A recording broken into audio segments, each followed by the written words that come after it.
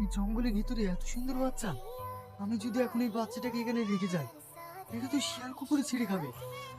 না না, এটা আমি হতে দিতে পারবো না। যাই, একে আমি বাড়ি নিয়ে যাই।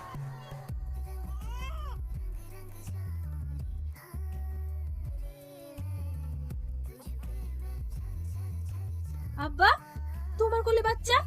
এ বাচ্চা তুমি কোথায় পেলে? সব বলবো, একে তুই কোলে নে।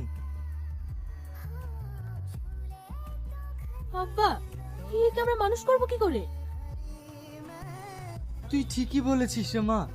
তাহলে দে, যেখানে থেকে নিয়ে এসেছি সেখানে রেখে আসি।